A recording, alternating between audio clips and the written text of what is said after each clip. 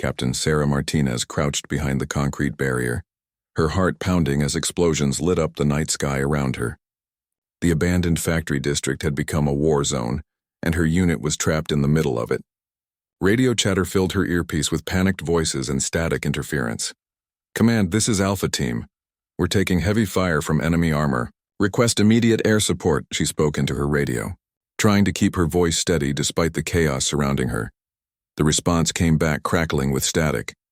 "Alpha Team, all missile systems are down. Repeat, all missile systems are offline. You're on your own." Sarah felt her stomach drop. Without missile support, they were sitting ducks against the 3 enemy tanks that had them pinned down. She looked around at her team of 8 soldiers, all young men and women who had families waiting for them back home. Their faces showed the same fear she felt inside, but they looked to her for leadership. The factory complex stretched out before them like a concrete maze. Tall smokestacks reached toward the cloudy sky, and abandoned machinery sat rusting in the open courtyards. It would have been beautiful in peacetime, but now every shadow could hide an enemy soldier, and every building could become their tomb. "Listen up," Sarah called to her team, her voice cutting through the sound of distant gunfire. "We can't stay here. Those tanks will circle around and finish us off if we don't move." Private Johnson, barely 20 years old, looked at her with wide eyes. "Captain, what do? We don't have anything that can stop a tank." Sarah studied the terrain ahead. The 3 enemy tanks were positioned at strategic points around the factory complex. One sat near the main entrance, its barrel pointed directly at their position. Another had taken cover behind a large storage building, using it as a shield while it fired at anything that moved. The 3rd tank was the most dangerous. It was mobile, rolling between positions and trying to flank them.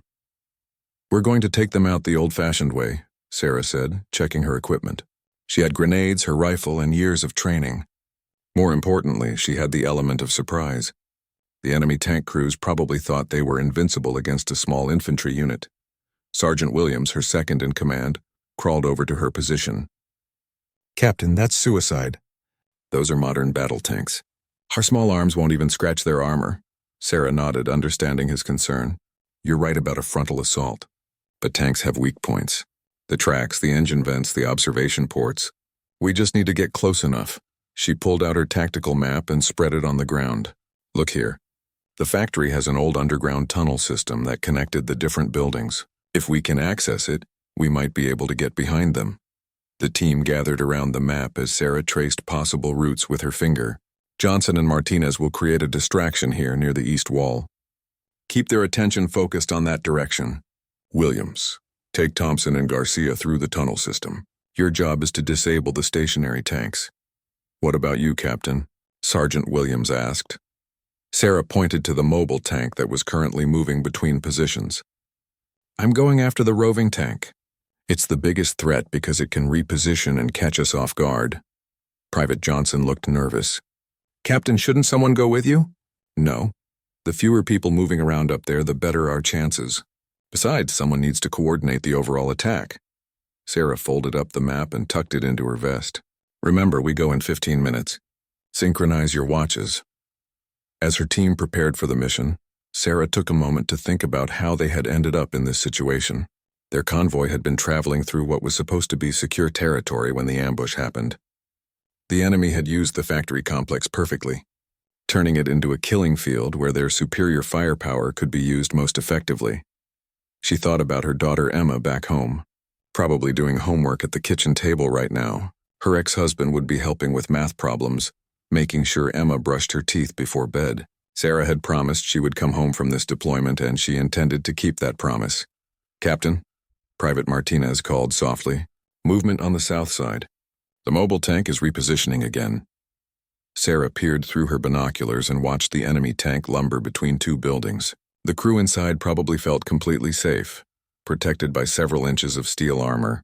They had no idea that an angry mother was planning to prove them wrong. "All right, people, time to move. Remember, stick to the plan, watch each other's backs, and let's all go home in one piece." Sarah checked her rifle one more time and made sure her grenades were secure. The team split up according to the plan. Sarah watched as Williams led his group toward the tunnel entrance, moving carefully between pieces of abandoned machinery. Johnson and Martinez began their movement toward the east wall. staying low and using the concrete barriers for cover. Sarah took a different route, moving alone toward the position where she had last seen the mobile tank. Every step was calculated, every movement deliberate. She had to time this perfectly or they would all die. As she crept through the shadows, Sarah could hear the rumble of the tank engines echoing off the factory walls. Radio chatter in a foreign language drifted from the direction of the enemy positions. These soldiers were professionals, just like her team, but they had made one critical mistake. They had underestimated what a determined infantry unit could accomplish when their backs were against the wall. The concrete was cold against her cheek. As she pressed herself against a wall and peered around the corner, the mobile tank was exactly where she expected it to be, positioned to cover the main approaches to the factory complex. Its crew was confident, maybe too confident. Sarah checked her watch.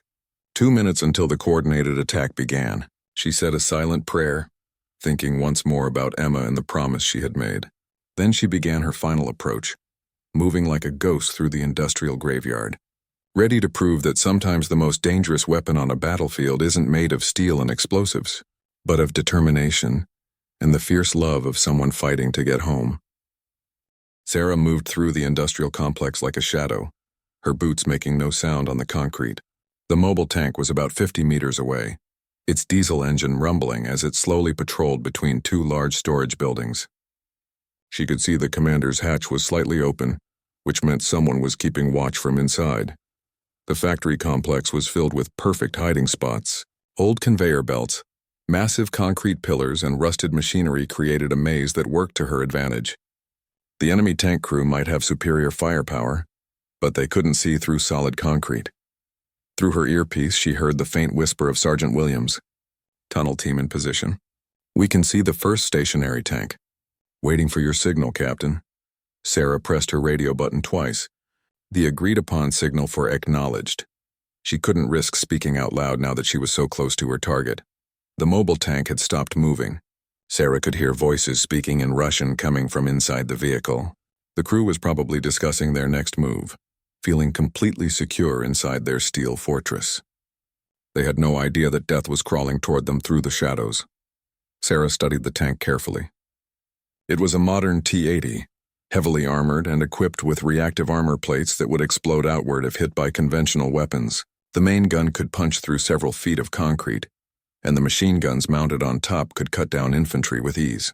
Under normal circumstances, it would take a direct hit from another tank or an anti-tank missile to stop it. But these weren't normal circumstances. Sarah had learned about tank weak points during her training years ago, but she had never expected to use that knowledge in real combat. Every tank, no matter how well armored, had vulnerable spots. The trick was getting close enough to exploit them. She counted 4 main weak points on this particular tank. The tracks were the most obvious target, but also the most heavily protected. The engine deck at the rear was vulnerable, but getting behind the tank would be nearly impossible. The driver's vision ports were small and difficult to hit. That left the commander's hatch, which was currently open. Sarah checked her grenades. She had 3 fragmentation grenades and 1 thermite grenade. The thermite would burn hot enough to melt through steel, but she would need to place it exactly right for it to be effective. The sound of gunfire erupted from the east side of the complex. Johnson and Martinez had begun their distraction, drawing the attention of the enemy infantry. Right on schedule. The mobile tank immediately responded to the sound, its turret swiveling toward the gunfire. Sarah heard the commander shouting orders in Russian, and the tank began moving toward the sound of combat. This was her chance. Sarah sprinted from her hiding spot, running parallel to the tank's path. The crew was focused on the firefight ahead and wouldn't be watching their flanks. She had maybe 30 seconds before they realized they were under attack from a different direction. The tank was moving at about 10 miles per hour, slow enough for Sarah to keep pace while staying in its blind spot. She could smell the diesel exhaust and hear the mechanical whining of the transmission. The ground vibrated under her feet from the weight of the 40-ton machine. As they approached a narrow passage between 2 buildings, Sarah saw her opportunity. The tank would have to slow down to navigate the tight space, and the buildings on either side would limit the crew's vision. She pulled the pin on her first fragmentation grenade and let the spoon fly. 4 seconds. She counted down as she ran alongside the tank, waiting for the perfect moment. 3, 2, 1. Sarah lobbed the grenade through the open commander's hatch just as the tank entered the narrow passage. She immediately dove behind a concrete barrier and covered her head. The explosion inside the tank was muffled but devastating. The entire vehicle shuddered, and she could hear screaming from inside. Smoke began pouring out of every opening in the tank, but the tank didn't stop moving. Wounded and disoriented, the driver was still trying to escape the kill zone. Sarah realized with horror that her attack had failed to completely disable the vehicle. The tank's main gun began swiveling wildly, searching for targets. If the crew managed to regroup, they would turn the factory complex into a crater. Sarah couldn't let that happen. She pulled out her thermite grenade and sprinted after the tank again. This time she needed to get to the engine deck at the rear of the vehicle. It was the most dangerous position possible, directly in line with the tank's machine gun, but it was her only chance to finish the job. The tank was picking up speed now, trying to escape the narrow passage and get back to open ground where it could use its weapons effectively. Sarah pushed herself harder, her lungs burning as she closed the distance. A burst of machine gun fire erupted from the tank's rear, bullets sparking off the concrete around her. The crew had spotted her, but their aim was wild because of the smoke and confusion inside the vehicle. Sarah leaped onto the back of the tank, her boots finding purchase on the engine deck. The metal was hot from the running engine, and she could feel the vibration of the massive diesel motor beneath her feet. More gunfire erupted from inside the factory complex. Sergeant Williams and his team had engaged the stationary tanks, and the sound of battle was spreading throughout the area. Sarah pulled the pin on the thermite grenade and looked for the best place to position it. The engine air intake was right below her, protected by metal grating but vulnerable to a thermite burn. She wedged the grenade against the grating and rolled off the back of the tank. She hit the ground hard, rolling to absorb the impact. The thermite grenade detonated with a brilliant white flash, burning through the engine deck like a blowtorch through paper. The tank's engine immediately began smoking heavily. The vehicle lurched to one side as the driver lost power and control. Sarah watched from behind cover as the 40-ton machine ground to a halt, black smoke pouring from its engine compartment. But her victory was short-lived. Through her earpiece, she heard Sergeant Williams' voice, strained with pain.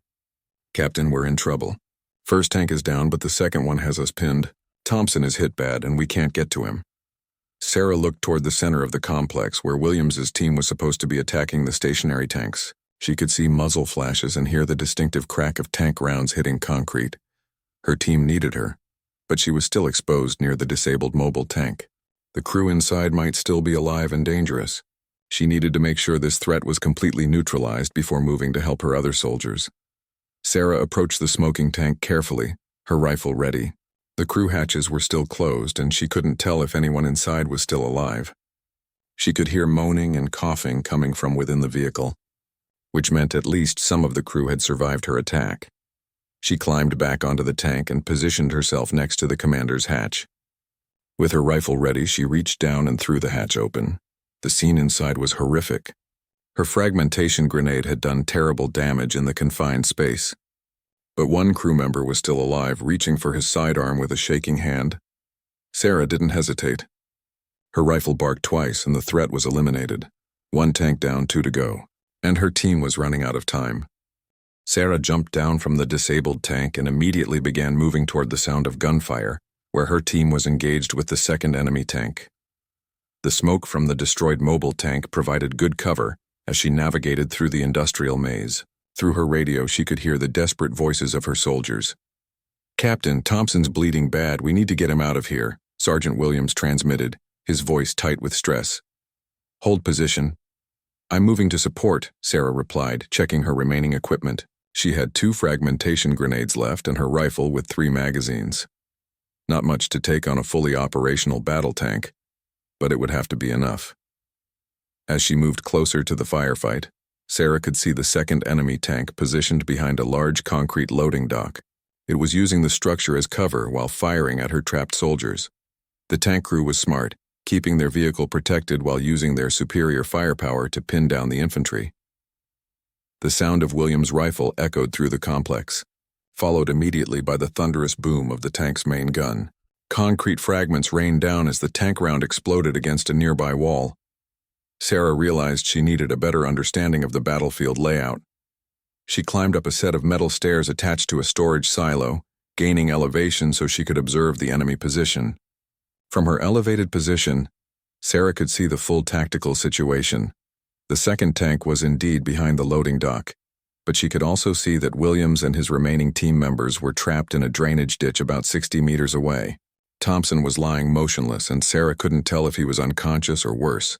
The enemy tank was methodically destroying their cover, firing one round at a time and waiting to see if any movement would reveal the locations of the hidden soldiers.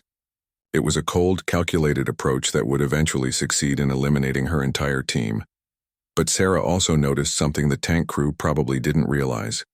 There was a large fuel storage tank directly above their position, connected to the loading dock by a series of pipes and support structures. If she could find a way to ignite that fuel, it would create a massive explosion that even tank armor couldn't withstand. The problem was getting close enough to the fuel tank without being detected.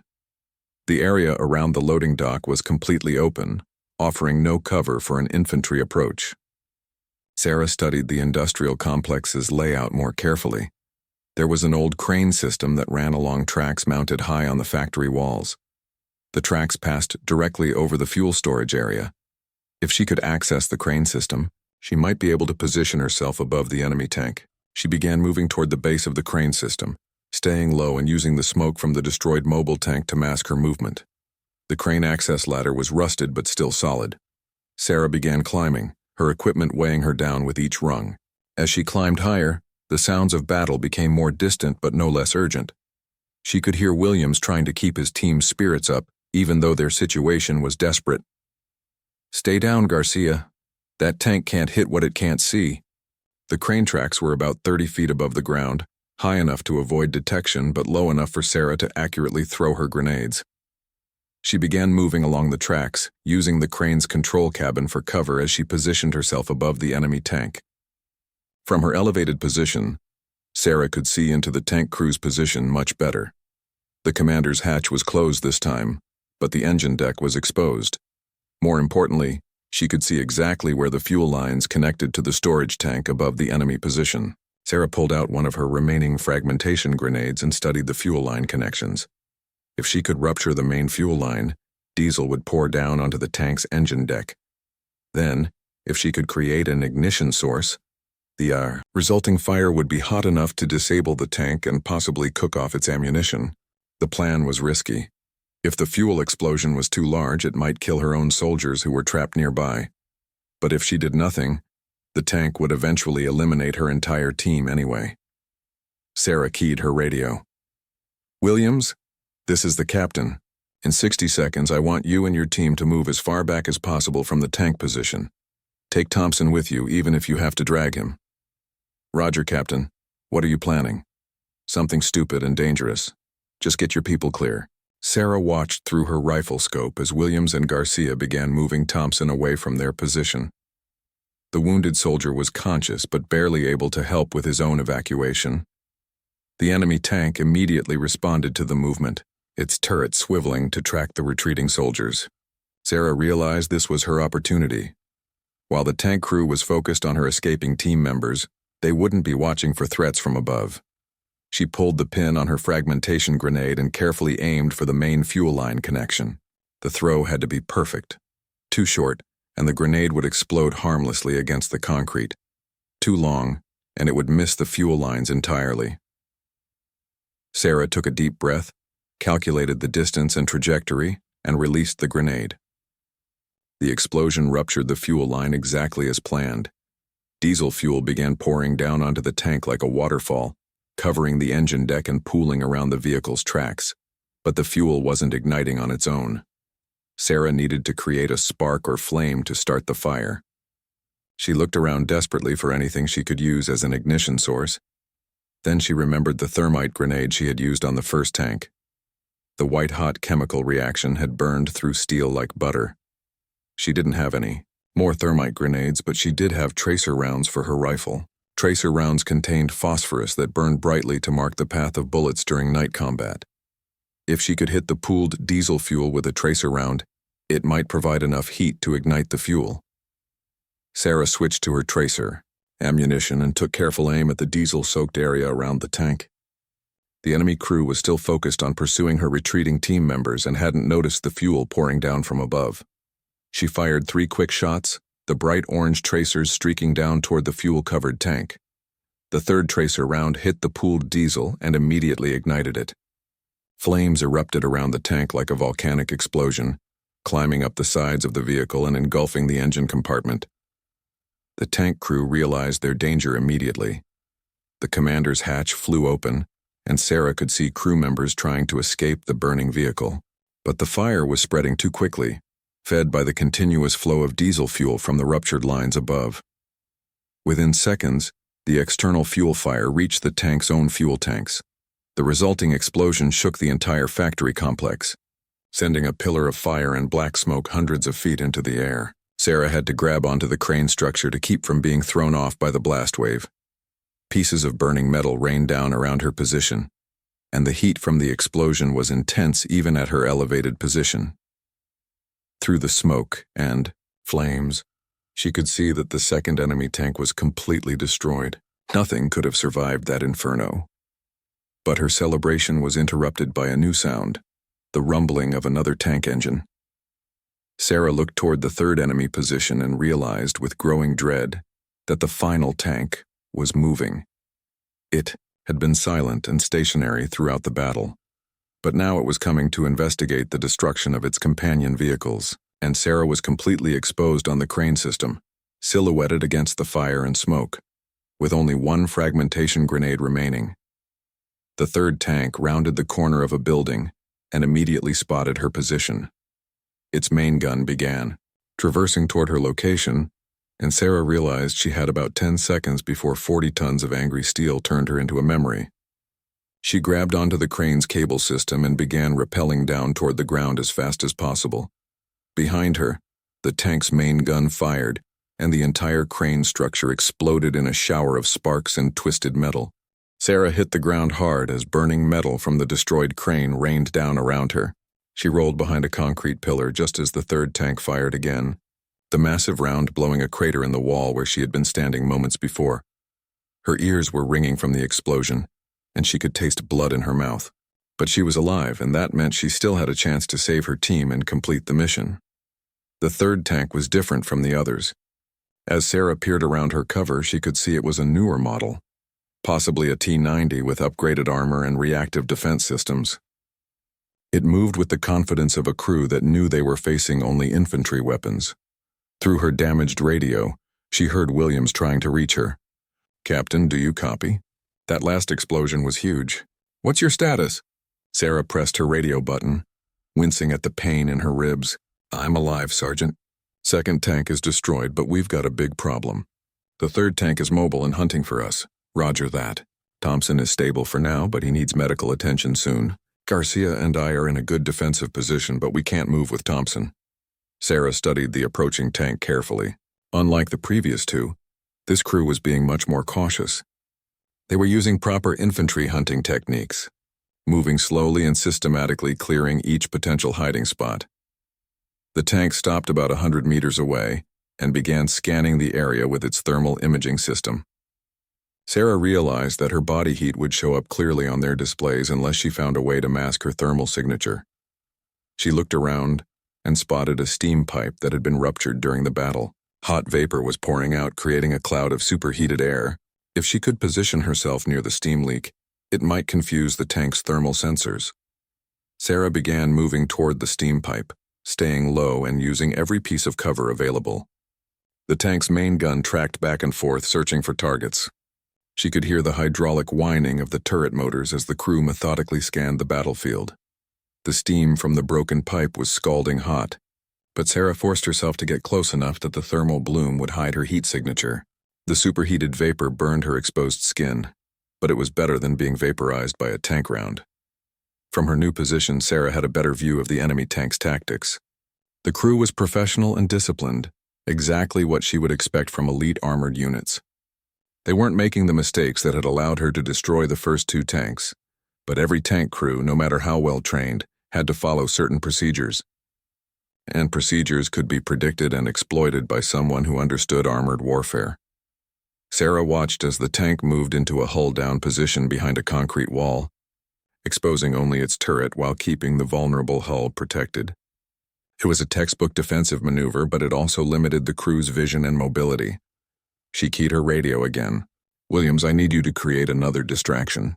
Can you get Garcia to fire a few rounds from your position?" "Affirmative, Captain. We still have plenty of ammunition." "Good. In 2 minutes, I want Garcia to fire at the tank from your current position. Just a few shots to get their attention, then immediately displace to a new location." "Understood. What are you planning, Captain?" Sarah looked at her last fragmentation grenade. "I'm going to use their tactics against them. When they're focused on Garcia's position, I'm going to flank them." The plan was simple but dangerous. While the tank crew was dealing with rifle fire from Williams' position, Sarah would circle around to attack from their blind spot. But she would only have one chance, and if she missed, there wouldn't be any backup plan. Sarah began moving toward the tank's flank, using the industrial machinery and concrete structures for cover. The burning wreckage of the second tank was still throwing off massive amounts of heat and smoke, which helped mask her movement. As she got closer, Sarah could see that this tank had additional armor modifications. Extra steel plates had been welded onto the sides and rear, protecting the normal weak points she had exploited on the previous vehicles. But she also noticed something interesting. The extra armor plates had been added hastily, probably in a field modification. The welds were rough and there were gaps where the plates didn't fit perfectly against the original armor. Sarah studied the gaps more carefully. One of the rear armor plates had a space of about 6 inches where it didn't quite meet the engine deck. If she could get a grenade into that gap, it might penetrate into the engine compartment.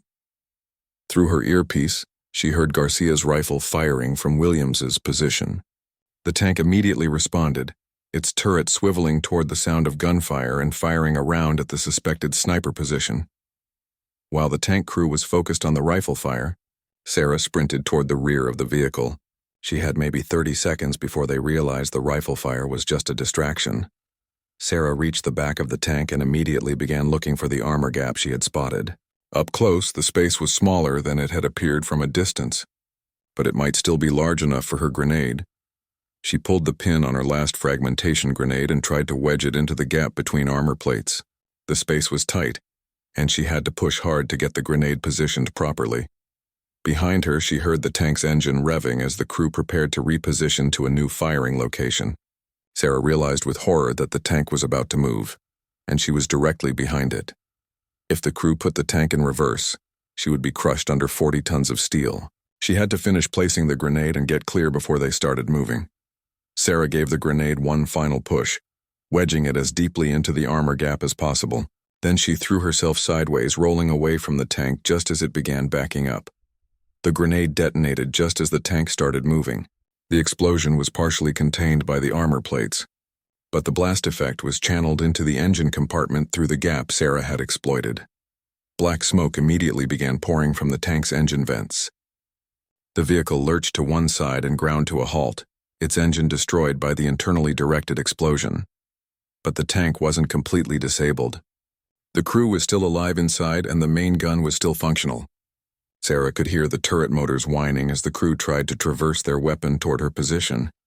Sarah realized she was in the worst possible situation. She was out of grenades, too close to the tank to use her rifle effectively, and completely exposed on open ground.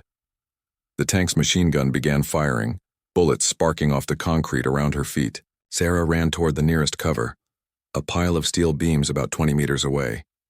She was halfway to cover when her left leg gave out. Looking down, she saw blood spreading through her uniform pants. One of the machine gun rounds had found its mark. Sarah dragged herself behind the steel beams as more bullets sparked around her position. The wound wasn't immediately life-threatening, but it was bleeding heavily and would slow her down significantly. Through her radio, she heard Williams calling for her. "Captain, that explosion looked like it hit the tank. What's your status?" Sarah pressed herself against the steel beam as another burst of machine gun fire swept over her position. "Tank is immobilized but still fighting. I'm hit but not critical. Can you see the vehicle from your position?" "Affirmative. The engine is smoking but the turret is still active," Sarah thought quickly. The tank was disabled but not destroyed. The crew would probably try to call for reinforcements or evacuation. Either way, they needed to finish this fight before more enemy units arrived. Williams, can you and Garcia work your way around to the tank's front? If you can get a shot at the driver's vision ports, you might be able to blind them. Roger that, Captain. We're moving now. Sarah watched from her position as Williams and Garcia began their flanking maneuver. The wounded Thompson had been left in a secure position where he could wait for medical evacuation. But as her team moved into position, Sarah heard a new sound that made her blood run cold. In the distance, the rumble of more tank engines echoed through the factory complex. The enemy reinforcements were arriving, and her team was about to be outnumbered and outgunned once again. Sarah pressed her back against the steel beam and tried to control her breathing as the sound of approaching enemy reinforcements grew louder. Through the smoke and industrial haze, she could make out the shapes of at least 2 more tanks moving toward their position. Her leg wound was bleeding steadily, and she could feel her strength starting to fade. But her team was counting on her, and Thompson needed medical attention. Surrendering wasn't an option. Williams, how long until you reach the flanking position? Sarah transmitted, keeping her voice as steady as possible despite the pain. 2 minutes, Captain. But we've got a problem. I can see more enemy armor approaching from the east. Looks like 2 more tanks and some kind of armored personnel carrier. Sarah closed her eyes for a moment, trying to think through their impossible situation. They had managed to destroy 2 tanks and disable a third, but now they were facing fresh enemy units with full ammunition and fuel. Her team had almost no heavy weapons left, and they were trapped in the middle of an industrial complex with limited escape routes. But as she looked around at the burning wreckage and devastation they had already caused, Sarah realized they had one advantage the enemy didn't expect. The factory complex was now a maze of destroyed equipment, fires, and structural damage that could be used tactically. Williams, change of plans. Forget the flanking maneuver. I need you to get back to Thompson and prepare for extraction. Captain, we can't just leave you here with that tank. Sarah studied the disabled tank carefully. Smoke was still pouring from its engine compartment, and she could see that the crew had opened some of the hatches for ventilation. The vehicle wasn't going anywhere, but the weapon systems were still dangerous. I'm not planning to engage the tank directly, but I need you to be ready to move Thompson as soon as I create a distraction for the reinforcements. Sarah began moving away from her cover, staying low and using the smoke from the burning second tank to mask her movement. She was heading toward the central part of the factory complex, where the largest concentration of industrial equipment was located. As she moved, Sarah noticed something she had missed earlier in the battle. There was a large electrical substation near the center of the complex, with high-voltage power lines running throughout the factory. During peacetime, this equipment would have supplied power to the entire industrial facility.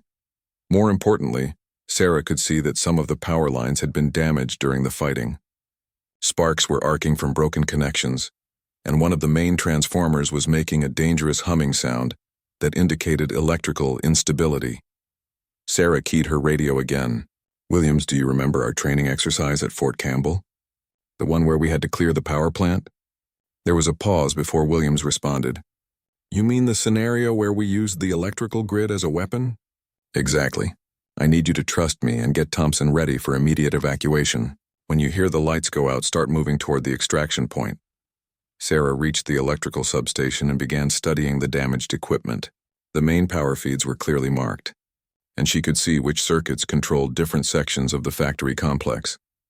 The approaching enemy tanks were now close enough that she could hear their crews communicating over external speakers. They were coordinating their approach, planning to systematically clear the entire factory complex, but they were about to discover that sometimes the most dangerous weapon on a battlefield isn't military hardware at all. Sarah found the main electrical disconnect for the factory's lighting system. If she could shut down the lights throughout the complex, it would plunge the battlefield into darkness and give her team a chance to escape under cover.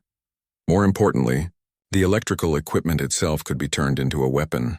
The damaged transformer she had noticed was connected to the high-voltage distribution system. If she could cause a catastrophic electrical failure, the resulting power surge and explosions might damage or disable the enemy vehicles. Sarah pulled out her rifle and studied the electrical equipment carefully. She needed to create a short circuit that would cascade through the entire system, but she also needed to time it perfectly with the enemy tank's approach. The lead enemy tank was now visible through the smoke, moving cautiously between the burning wreckage of its destroyed companions. The crew was being smart, using the existing damage as cover while they advanced. Sarah aimed her rifle at the main electrical feed where sparks were already arcing. One well-placed shot should cause enough damage to trigger a massive electrical failure. But before she could fire, the disabled tank behind her roared back to life. The crew had managed to restart their engine despite the damage, and the vehicle was beginning to move again. "Captain, the disabled tank is mobile again." William's voice crackled through her radio. "It's heading directly toward your position." Sarah spun around and saw the damaged tank lurching toward her, black smoke pouring from its engine but still dangerous. The crew had obviously decided that if they were going to die, they would take her with them. She had seconds to choose between two targets: the electrical system that could save her team, or the immediate threat bearing down on her position. Sarah made her choice. She fired 3 quick shots at the electrical feed, then threw herself sideways as the damaged tank's main gun fired at her previous position.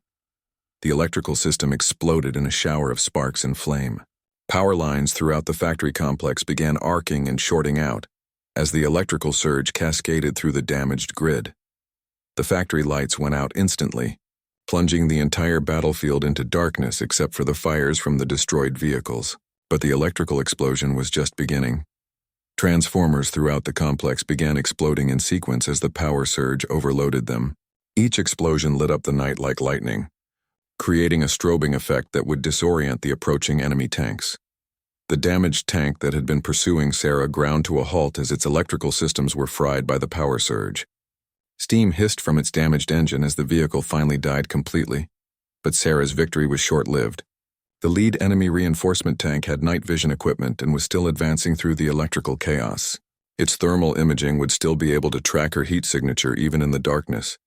Sarah began moving toward the extraction point where Williams was waiting with Thompson and Garcia. Her wounded leg was slowing her down significantly, and she could hear the enemy tank getting closer. Through her radio, she heard Williams calling, "Captain, we can see you on the thermal scope. You've got a tank about 50 meters behind you and closing fast."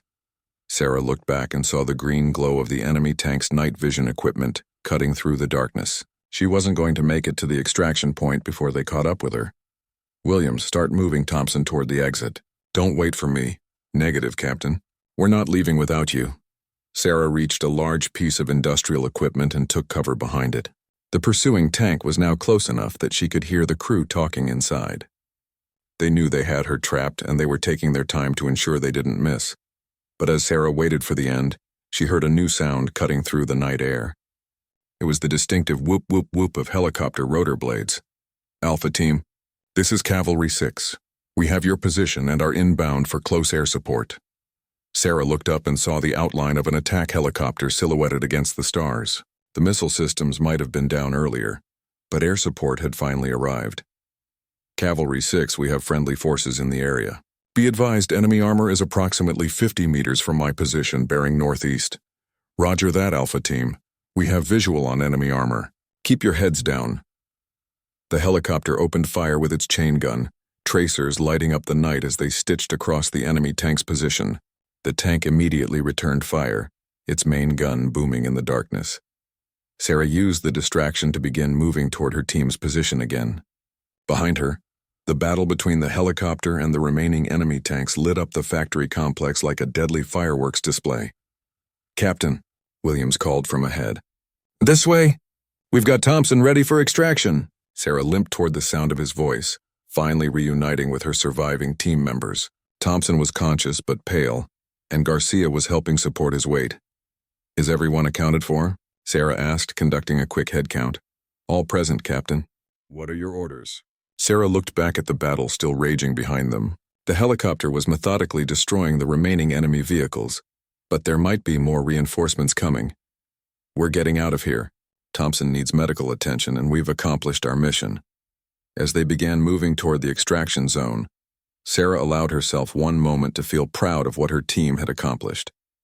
They had been outnumbered and outgunned, facing impossible odds with minimal equipment. But they had survived, and they had proven that sometimes courage and determination could overcome superior firepower. The factory complex would burn for hours, and the enemy had lost an entire armored unit. Most importantly, her soldiers were going home to their families. Sarah thought about Emma again as they walked toward safety. she had kept. The extraction zone was a cleared area about half a mile from the factory complex, where friendly forces could safely land helicopters for medical evacuation and troop recovery. As Sarah's team made their way through the industrial wasteland, the sounds of battle behind them gradually faded into the distance. Thompson was growing weaker with each step, despite Garcia's best efforts to help him walk. The young soldier had lost significant blood from his wounds, and his skin was taking on a pale, clammy appearance that Sarah recognized as the early signs of shock. "How much further to the extraction point?" Garcia asked, struggling under Thompson's weight. Sarah consulted her map and GPS device. "About 600 meters. We should be able to see the landing zone once we get past that ridgeline ahead." Williams moved ahead of the group, acting as point man and watching for any enemy forces that might have escaped the helicopter attack. The night was quiet except for the distant sound of fire still burning in the factory complex. As they crested the ridge, Sarah could see the extraction zone below them. It was a flat area that had once been a parking lot for factory workers, now converted into an emergency landing pad. But something was wrong with the picture. "Williams, do you see any extraction aircraft down there?" Sarah asked, studying the empty landing zone through her binoculars.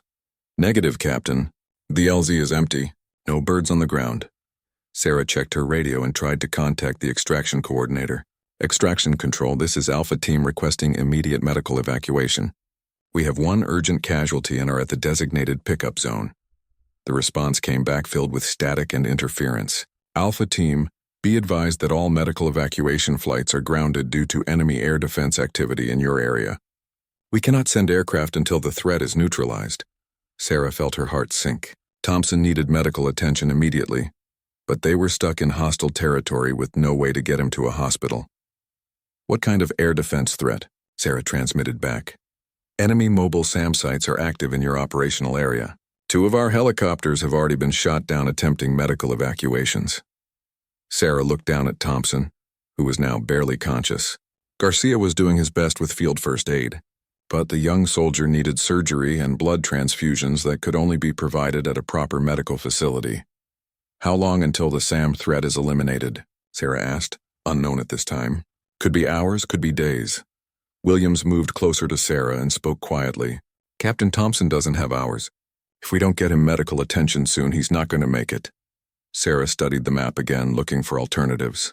The nearest friendly medical facility was a forward operating base about 15 kilometers away.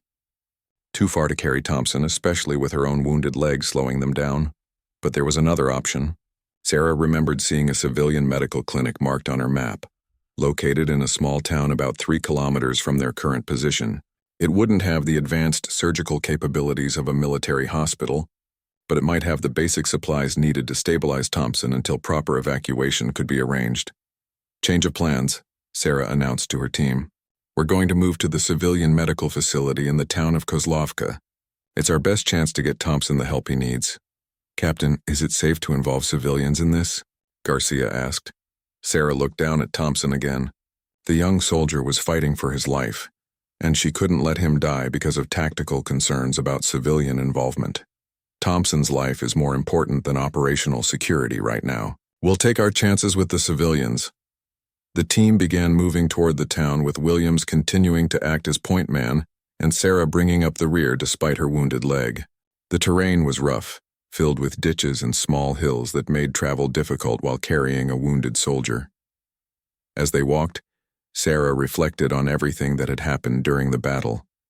Her team had accomplished something remarkable, destroying an entire enemy armored unit with nothing but infantry weapons and determination. But the cost had been high, and Thompson might still pay the ultimate price. About an hour later, they reached the outskirts of Kozlovka.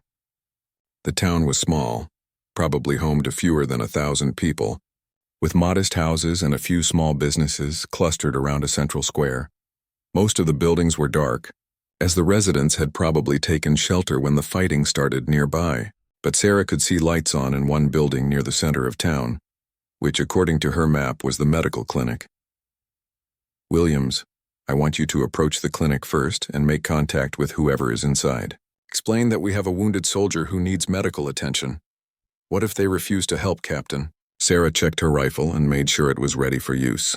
"Then we'll have to convince them. Thompson's life depends on it." Williams moved toward the clinic while the rest of the team waited in concealment nearby. Sarah watched through her binoculars as he knocked on the door and began speaking with someone inside. After a few minutes, Williams waved for the team to approach. "They'll help," he called out. "The doctor speaks English and he's willing to treat Thompson." Sarah and Garcia carried Thompson into the clinic, where they were met by an elderly man in a white coat who introduced himself as Dr. Petrov. The clinic was small but clean, with basic medical equipment and supplies. "Put him on the examination table," Dr. Petrov instructed in accented but clear English. "I need to see how bad the wounds are." As the doctor began examining Thompson, Sarah positioned her team to provide security around the clinic. They were now in unknown territory, surrounded by civilians who might be friendly or hostile. Dr. Petrov worked quickly and efficiently, cleaning Thompson's wounds and starting an IV to replace lost fluids. "The bullet missed major organs, but he has lost much blood. I can stabilize him, but he needs surgery at a real hospital. How long can you keep him stable?" Sarah asked. "Several hours, maybe longer if there are no complications. But you must get him to better medical care as soon as possible." Sarah contacted her headquarters again to report their situation and request updated information about the air defense threat. The response was not encouraging. "Alpha Team, enemy SAM sites are still active. However, we are preparing a ground convoy to extract your team. Estimated arrival time is 4 hours. 4 hours felt like an eternity when Thompson's life was hanging in the balance, but it was better than being stranded indefinitely. As Dr. Petrov continued working on Thompson, Sarah noticed that other civilians were beginning to gather outside the clinic. Word had apparently spread through the town that foreign soldiers were present, and people were curious about what was happening. Williams approached Sarah with a concerned expression. "Captain, we're drawing a lot of attention. Some of these people might not be friendly to our presence here." Sarah looked out the window and saw a crowd of maybe 20 people standing outside the clinic. Most appeared to be ordinary citizens, but in a war zone, appearances could be deceiving. "Set up a defensive perimeter, but keep it low-key. We don't want to provoke an incident with civilians, but we need to be ready if this situation turns hostile." As her team prepared for the possibility of trouble, Sarah realized that their mission was far from over. They had survived the tank battle, but now they faced new challenges in an uncertain environment where the line between friend and enemy was unclear. Thompson's fight for survival continued, and Sarah was determined to get all her soldiers home safely. The crowd outside the clinic continued to grow as word spread through the small town. Sarah watched nervously through the window as more people arrived, their faces showing a mixture of curiosity, fear, and something else she couldn't quite identify.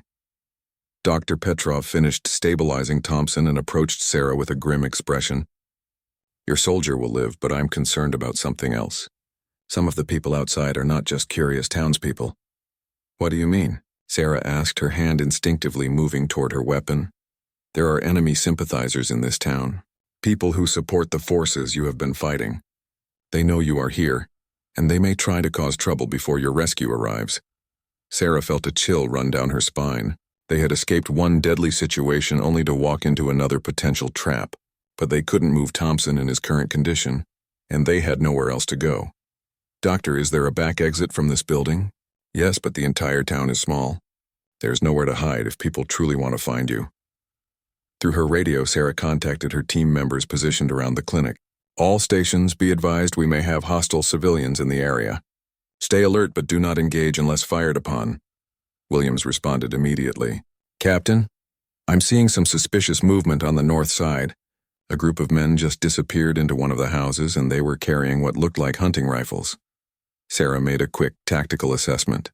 Her team consisted of herself, Williams, and Garcia, plus Thompson, who was incapacitated.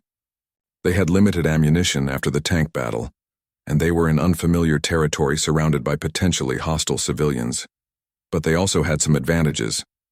They were professional soldiers with superior training and equipment. More importantly, they had Dr. Petrov, who seemed genuinely committed to helping them despite the risks to himself. "Doctor, how well do you know the people in this town?" "I have lived here for 30 years. Most are good people who just want to be left alone by the war. But there are some who have lost family members to your forces, and they are very angry." Sarah understood the complexity of the situation. In war, The line between enemy combatants and innocent civilians often became blurred.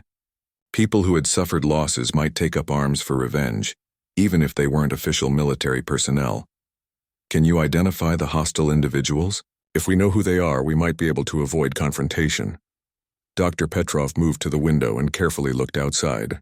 The man in the blue coat near the fountain. His name is Dmitri. He lost 2 sons in the fighting last month. The woman with the red scarf is Maria. Her husband was killed in an airstrike.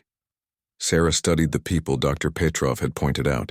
They looked like ordinary citizens, but their body language showed tension and barely controlled anger. These weren't professional soldiers, but grieving people who saw her team as representatives of the force that had destroyed their families. How much longer until our extraction convoy arrives? Garcia asked from his position near Thompson. Sarah checked her watch. 2.5 hours. Thompson seems stable for now, but we need to make sure we can hold this position until help arrives. Outside, the crowd was becoming more agitated. Sarah could hear raised voices and arguing. Although she couldn't understand the language, the situation was deteriorating, and she needed to make a decision quickly. Doctor, is there anyone in this town who has authority over the others? A mayor or village elder? Yes, there is Alexander Volkov. He is the town administrator, and most people respect him, but I do not know if he will help you. Sarah made her decision. I'm going to talk to this Alexander Volkov. Maybe we can reach some kind of understanding that will keep everyone safe until our people arrive. Captain, is that wise? Williams asked through the radio. You could be walking into a trap. It's a risk, but doing nothing is also a risk. If this crowd turns into an angry mob, we'll have a firefight in the middle of a civilian area. Nobody wants that. Sarah asked Dr. Petrov to point out Alexander Volkov in the crowd. He was an older man with gray hair and a weathered face, standing near the center of the group and apparently trying to calm some of the more agitated individuals. Williams, I'm going outside to talk to their leader. Keep overwatch on my position, but do not engage unless I'm in immediate danger. Sarah checked her weapons and equipment, then walked to the front door of the clinic. Dr. Petrov followed her, apparently planning to act as a translator if needed. As Sarah stepped outside, the crowd immediately fell silent. All eyes were focused on her, and she could feel the weight of their anger and grief. These people had suffered because of the war, and to them she represented everything they had lost. Alexander Volkov? Sarah called out, looking directly at the gray-haired man. He stepped forward, his expression neutral but wary. I am Alexander. You are the American soldier? I am Captain Sarah Martinez. We have a wounded soldier inside who needs medical care. We're not here to fight anyone. We just need to wait for our people to pick us up. Alexander studied her for a long moment, then spoke in rapid Russian to the crowd. Several people responded angrily, pointing at Sarah and shouting what were obviously accusations and demands. They want to know why you destroyed the factory, Alexander translated. Many people from this town worked there. Now they have no jobs, no way to feed their families. Sarah felt the weight of unintended consequences. The factory they had fought to clear had provided employment for this entire community. In accomplishing their military mission, they had accidentally devastated the economic foundation of innocent people's lives. I'm sorry about the factory, Sarah said, speaking to the entire crowd even though most couldn't understand her words. We didn't know civilians worked there. We were only trying to stop the enemy tanks that were attacking us. Alexander translated her words, but the crowd's response was mixed. Some people seemed to accept her explanation, while others remained angry and unconvinced. Then Dmitri, the man who had lost his sons, pushed forward and began shouting at Sarah in broken English. You kill my boys. You destroy everything. Why you come to our country? Sarah looked into his eyes and saw the raw pain of a father who had lost his children. She understood his anger, even though his sons had probably been enemy soldiers. War created grief on all sides, and there were no easy answers to his questions. I'm sorry for your loss, Sarah said quietly. I have a daughter at home. I can't imagine losing her. Her words seemed to surprise Dmitri. For a moment his anger faltered, replaced by recognition of their shared humanity. But before anyone could respond further, the sound of gunfire erupted from the north side of town. William's voice crackled through Sarah's radio. Contact! We've got armed men approaching from multiple directions. The conversation with the townspeople would have to wait. The enemy had found them, and the final battle was about to begin.